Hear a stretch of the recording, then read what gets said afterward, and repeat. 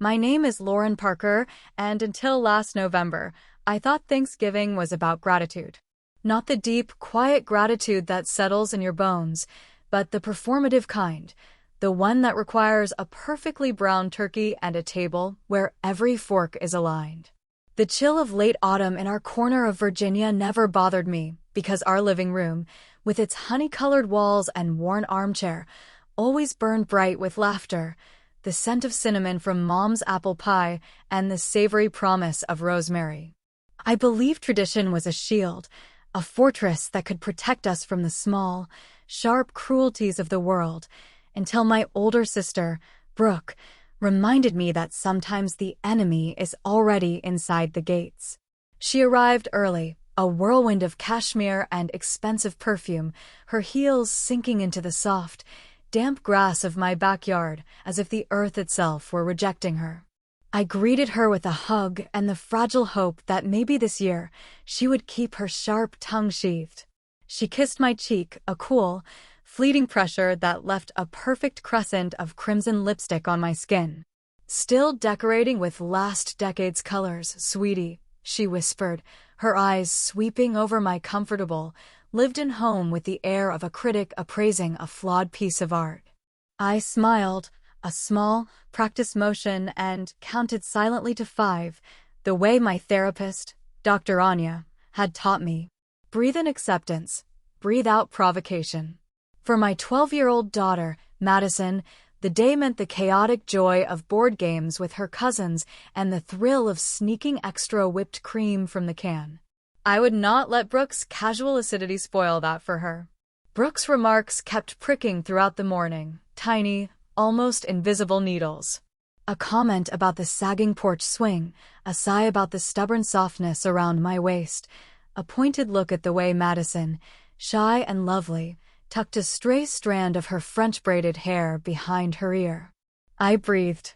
I refilled cider mugs. I arranged cheese and crackers on a wooden board. I was determined to be the gracious hostess, the calm center of our family's spinning world. Then the rain started. Not a gentle mist, but a determined downpour, slick ribbons of water carving channels through the yard and pooling near the base of the old maple tree, creating a shallow, temporary pond. We moved the buffet inside, the scents of roasted vegetables and warm bread filling the house, but the children, high on sugar and freedom, begged for one last game of tag. Brooke rolled her eyes at their squeals, a gesture of weary superiority. "Let them," she said, sipping a glass of Pinot Noir. "They're already sticky." I watched from the safety of the doorway, my arms folded across my chest, while Madison, her laughter rising above the drumming of the wind, chased her cousin Noah toward the puddle-filled low spot.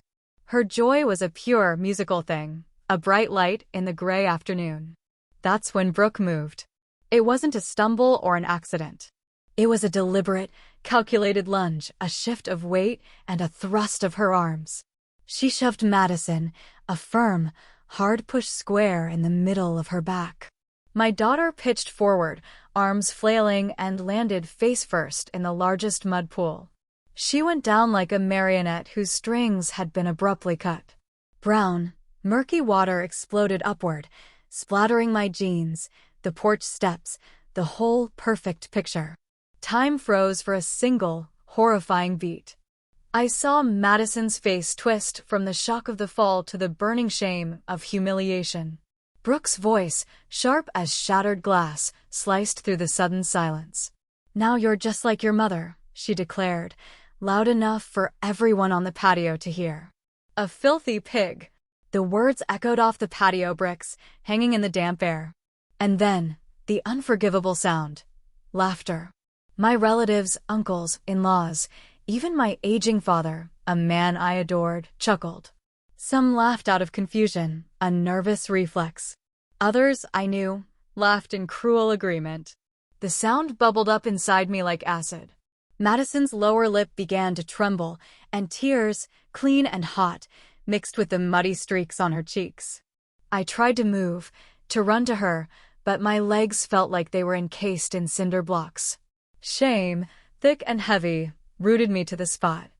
I heard the clink of a fork against a plate as someone, impossibly, resumed eating, as though this public degradation were merely halftime entertainment. And then Tyler, my husband, blurred past me.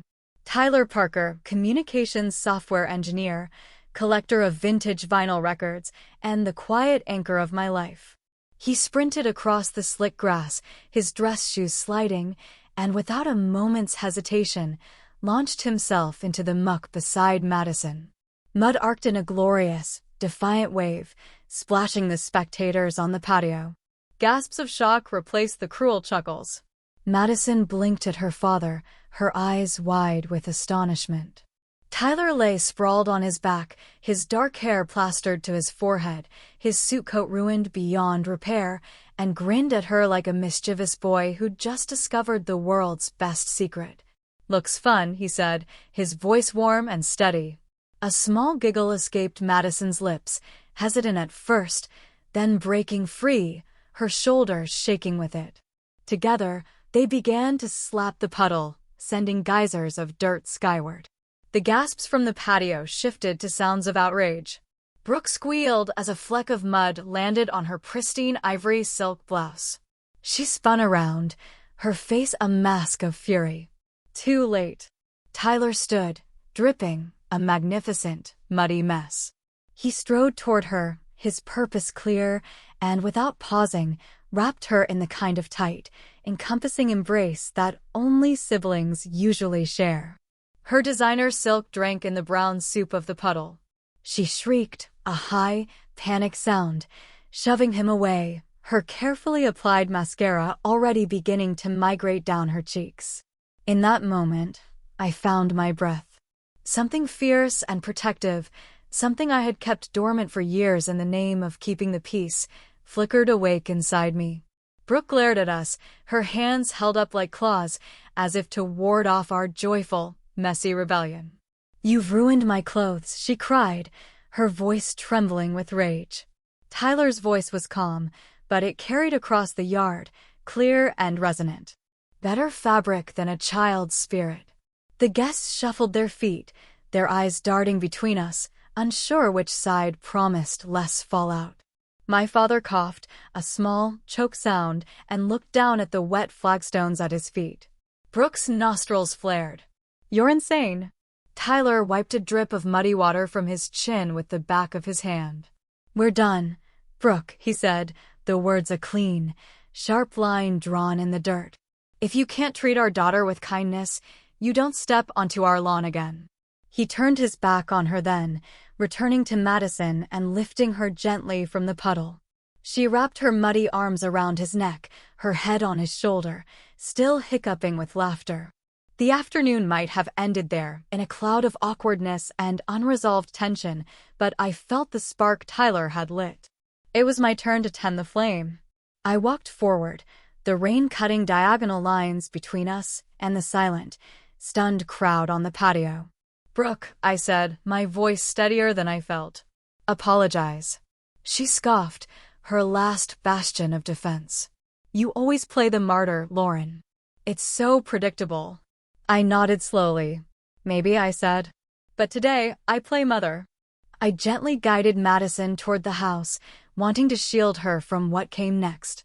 Tyler followed, carrying our daughter like a priceless, muddy treasure.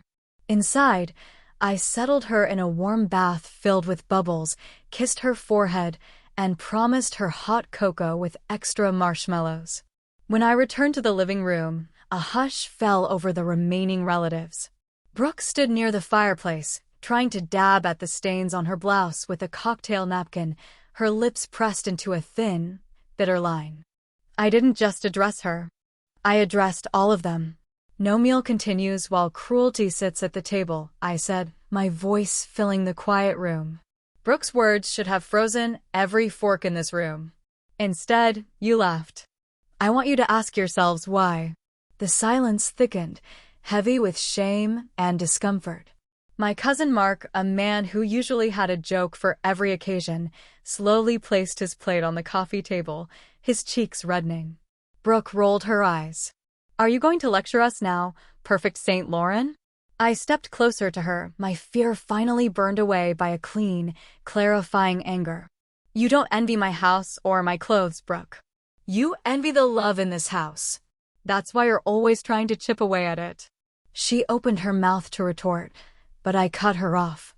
Leave, I said. Gasps again, but no one spoke. Brooke stared around the room, her eyes desperately seeking allies. None met her gaze. Even my father kept his eyes fixed on the oriental rug.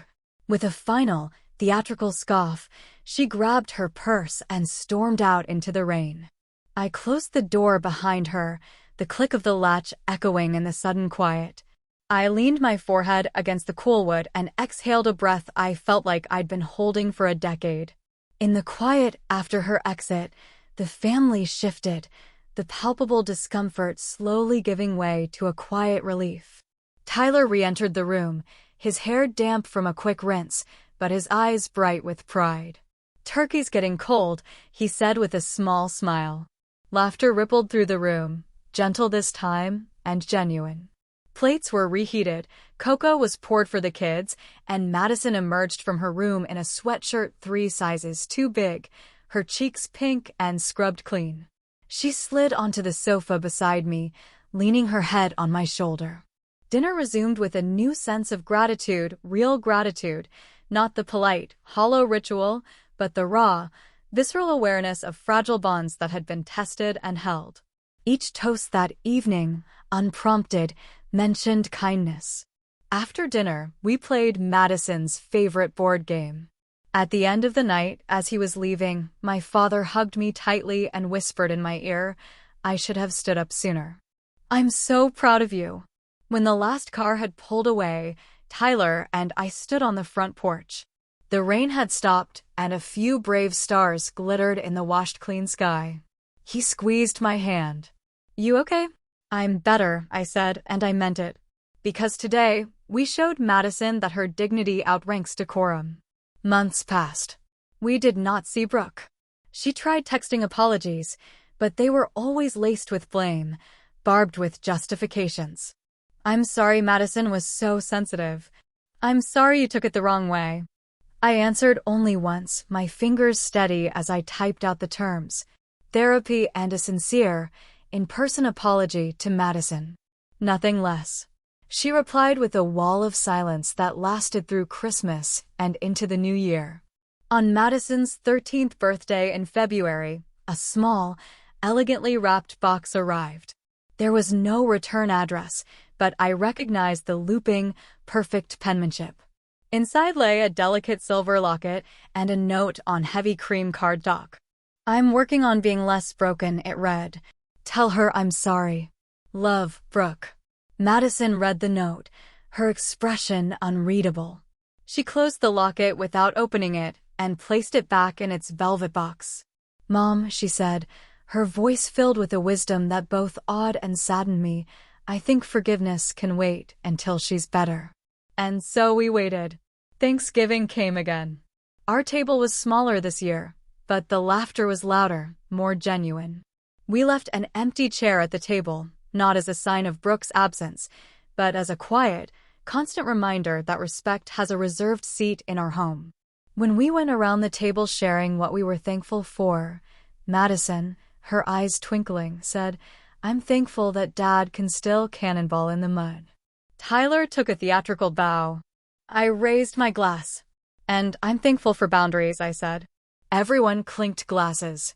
Outside, the grass was dry, the mud puddle long gone. But in my heart, a garden was beginning to grow where shame once squatted, and every new blossom spelled the same essential lesson. Love defends, love corrects, and love, when necessary, has the courage to slam the door on cruelty. Winter melted into a forgiving spring, but the rift in our family stayed frozen. Most of our relatives tiptoed around the fracture, their conversations carefully neutral, afraid to choose sides out loud. The family group text, once a lively stream of cupcake recipes and funny pet photos, now lay dormant, revived only for sterile logistics. Uncle Dean's knee surgery schedule, Aunt Lynette's move to a condo in Arizona. When Brooke's name inadvertently appeared, A palpable tension followed, a cold draft under a closed door. One overcast Saturday in March, a padded envelope arrived, another stealthy, address-less missive. Inside, there was a thumb drive and a faded photograph of Madison at age 7, her face a mask of gap-toothed triumph after her first violin recital. On the back, in Brooke's familiar script, was a single, poignant question. "Remember when she loved me?" My stomach clenched. Tyler, ever the pragmatist, ran an antivirus scan on the drive before we dared to open it. It contained a single file, a video montage Brooke had painstakingly assembled. It was a highlight reel of their relationship through the years, laughing at pool parties, sharing popcorn at movie nights, a long-ago Easter egg hunt where a younger, softer Brooke had lifted a giggling 5-year-old Madison onto her shoulders to reach a hidden egg. Madison walked in as we were watching, her gaze falling on a still frame of her and Brooke building a sandcastle. "Did Aunt Brooke send that?" she asked. I nodded, my throat tight. Madison watched for a moment, her expression thoughtful. "She still thinks love is a possession," she said, her voice calm but firm. "Like something she can prove she owns with pictures." I noticed her posture was different now, taller, steadier. She carried herself with a new weight. We decided together to hold on to the drive, a piece of our history, but not to answer. "Boundaries, not walls," we reminded each other. "A boundary has a gate. A wall is just a dead end." April brought another challenge, another test of those boundaries. Brooke showed up at Lincoln Middle School's spring talent show, uninvited. She waited near the stage exit, clutching a bouquet of roses that had been dyed an aggressive, electric blue. When Madison, flushed and exhilarated after her performance, saw her, she froze mid-step, her violin case knocking against her shin. I moved to intercept, my heartbeat pounding a heavy drum against my ribs. "I'm here to support my niece," Brooke said, her smile stretched a little too wide, her eyes bright with a desperate hope. "You didn't check if she wanted that," I replied, keeping my voice low. "I'm family," she insisted, as if the word were a magical incantation that erased all wrongs. "Family listens," I said. Teachers and other parents were beginning to glance over, sensing the turbulence in the air. I lowered my voice even further. "If you truly love her, Brooke, respect her space." Her face fell. "I just wanted."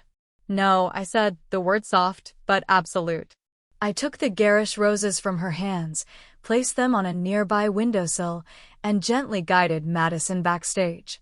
She had played a piece by Vivaldi, and while her fingers had trembled slightly at the start, she had finished strong, avoiding the temptation to scan the audience for her aunt. When we emerged after the final curtain call, Brooke was gone. That night, tucked into bed, Madison asked the question that had been hovering between us. "Am I allowed to love Aunt Brooke and still be mad at her?" I hugged her tight, breathing in the scent of her shampoo. "Oh, sweetie," I said. "Feelings aren't light switches you can just flip on and off. They're more like rivers. They can carry a lot of different things all at once: love, anger, sadness, memories. It's all part of the same current." Summer arrived, and with it, the looming occasion of my parents' 40th wedding anniversary. They planned a lakeside renewal ceremony at a rustic lodge in the Blue Ridge Mountains, white tents, a string quartet, a 3-tiered lemon and lavender cake. My father called me one evening in June, his voice cautious. "Your mother wants all her children present," he said, the unspoken subtext hanging heavy in the air. Brooke included. I felt the old guilt, a familiar snake, begin to coil around my spine. "Dad, Madison's emotional safety comes first," I answered, my voice quiet but unyielding. "She promised she'll be on her best behavior," he tried, his tone pleading. "Promises without rehabilitation are just theater," I said, the words coming to me with a surprising clarity. A long silence crackled over the line. "I understand," he finally conceded, though the disappointment in his voice leaked through. Later that night, Tyler suggested a radical solution: transparency. Let's not just tell them what happened, he said, his eyes thoughtful. Let's show them. I had recorded the Thanksgiving incident on my phone, inadvertently, while filming the kids playing tag just before the rain started. The whole ugly moment was captured, preserved like an insect in unwanted amber. We had never watched it, let alone shared it. We edited the clip, adding no commentary, no dramatic music, just the raw footage, the shove, Brooke's cruel line, the shocking sound of adult laughter, and then Tyler's muddy, magnificent rescue. I sent the video to my parents with a single, declarative sentence: "This is why boundaries exist." 2 days later, my mother called, her voice shaking. I hadn't grasped the cruelty of it, she stammered. I laughed. Lauren. Oh God, I laughed. Tears muffled the rest of her words. She asked for my permission to apologize directly to Madison. My daughter listened quietly on speakerphone as my mother poured out her regret. When she was finished, Madison said, with a grace that took my breath away, "I love you, Grandma. Let's just learn from it together." The invitations for the anniversary party were reprinted. On the back, a new line was included, discreetly but firmly: "This celebration is a space of joy and respect. Any breach of kindness will result in an immediate end to your participation." Some relatives grumbled at what they called the conduct clause, but for us, the clarity felt oddly, wonderfully freeing. The 4th of July weekend, we drove to the lake. The lodge sat nestled among tall pines, their dark green reflections rippling on the turquoise water. While Tyler unloaded our suitcases and Madison raced Noah along the pier, I headed to the main hall for the final rehearsal. Brooke was there, of course, a statue of strained composure in a sunflower yellow dress, her shoulders squared. When our eyes met, she broke first, approaching me. "I saw the video," she said, her voice low. "It was so much worse on screen." "It was worse inside her," I replied, my voice devoid of accusation, a simple statement of fact. She inhaled sharply, a ragged breath. "I start therapy on Monday." "That's good," I said. "I want to make amends, Lauren. Tonight, at the dinner, maybe I could." "Therapy first," I interrupted gently. "Apology after." In that order. Madison deserves your best, recovered self, not just your first attempt. Brooke nodded, her eyes moist. "Okay," she whispered. She stepped back, allowing me to pass. It wasn't forgiveness, not yet. But it felt like progress. The ceremony at dusk was magical, glowing with hundreds of tiny lanterns. My parents renewed their vows, their voices thick with 40 years of shared history. The string quartet swelled, and a gentle breeze carried the scent of pine and cake frosting across the lawn. Brooke kept her distance, as we had agreed. Madison played a short, beautiful piece on her violin, her fingers confident and strong now. When the applause erupted, I saw Brooke clapping the hardest, silent tears tracking down her cheeks. Later, around a crackling bonfire, Uncle Dean handed out marshmallows. Brooke approached the circle of family, stopping just at the edge of the flagstone patio, a boundary my father had, in a moment of quiet symbolism, literally drawn with a piece of chalk on the deck earlier that day. "May I?" she asked, her voice almost childlike in its vulnerability. All eyes turned to me. I studied her for a long moment. Her posture was humble, her hands were empty, her expression was open. I gave a single, slow nod. She crossed the line, took a seat on a log slightly apart from the main group, and for the rest of the evening, she just listened, not once trying to commandeer the conversation or become the center of attention. Progress, I thought. But I knew transformation seldom travels a straight road. In August, Madison made the junior varsity soccer team. A week later, a package arrived from a high-end sporting goods store. Inside was an expensive designer duffel bag, embroidered with Madison's initials in gleaming gold thread. Madison looked at it, her brow furrowed. She felt the invisible strings attached, a flashy, expensive gesture in place of the slow, hard work of meaningful engagement. She sent Brooke a polite text thanking her, but told her she was returning the bag. Brooke's reply was a barrage of wounded, angry messages. You're teaching her to reject kindness. I try, and I'm always the villain. I stared at the screen, a familiar anger sparking in my chest. But this time I didn't engage. I didn't defend. I crafted my longest, most powerful silence, a deliberate refusal to participate in her manipulation. Days passed.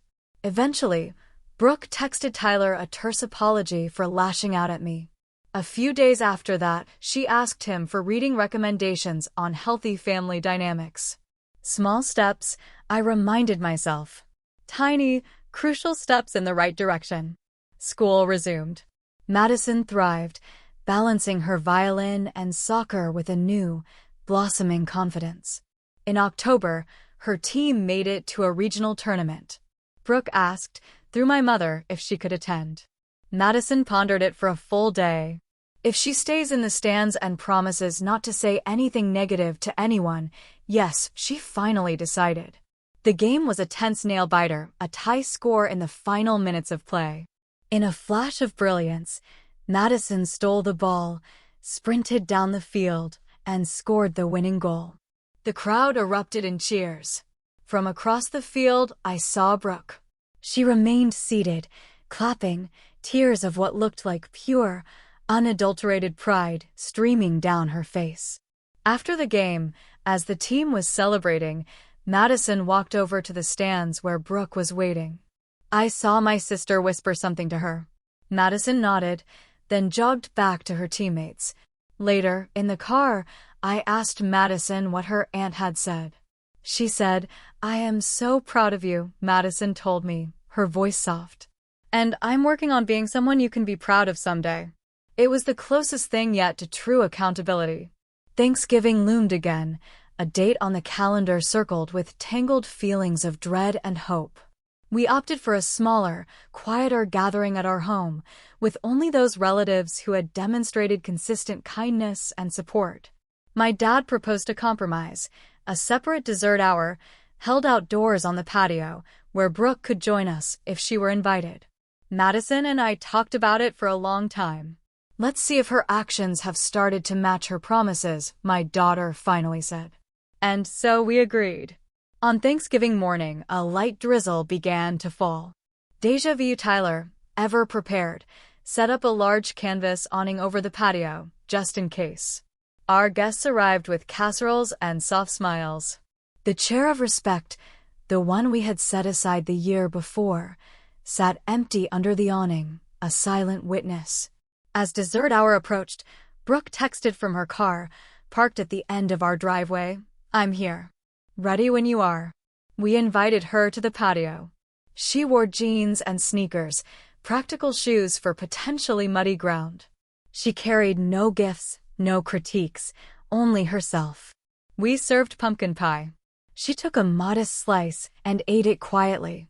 The conversation flowed easily. Madison shared a humorous story about a chemistry experiment that had gone disastrously foamy. Brooke laughed, a real, genuine laugh, not at her, but with her.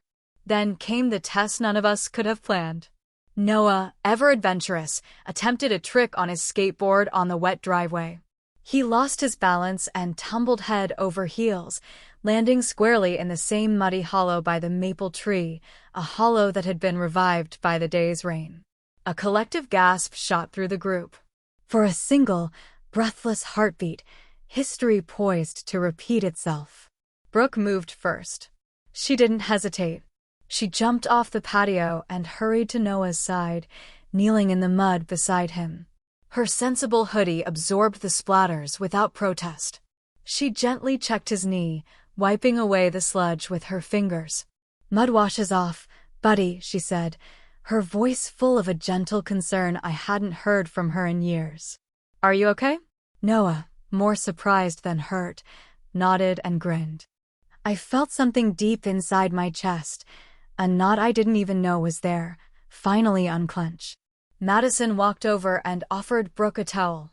They exchanged a brief, quiet glance, a tentative flicker of trust. Brooke dried her hands and stepped back onto the patio without trying to drag anyone else down with her. Tyler slid his arm around my waist. "Different scene, huh?" he whispered. "Yes," I whispered back, my heart full. Because this time, the boundaries paved a road and she chose to walk it. The evening ended with easy laughter, its edges no longer sharpened by bitterness or resentment. When Brooke left, she hugged Madison lightly, asking her permission first with her eyes. Madison whispered something to her. I saw them both smile.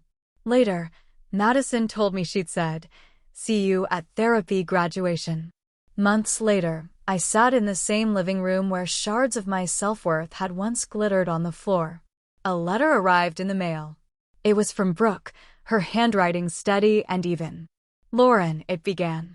"Thank you for not giving up on me, even when you had every right to shut the door forever. Therapy is hard. Mirrors usually are. I've learned that humility is so much louder than pride, in the best possible way. If Madison will have me, I'd like to take her to a community service day next spring. No gifts, no agenda. Just work side by side. Let me know. Love, Brooke." I folded the letter, my heart feeling impossibly light. Growth, I realized, was a seasonless garden. Its blooms appeared not when they were expected, but when they were tended. That night at dinner, I shared the letter with my family. Madison read it twice. "I think she's actually trying," she said, a note of wonder in her voice.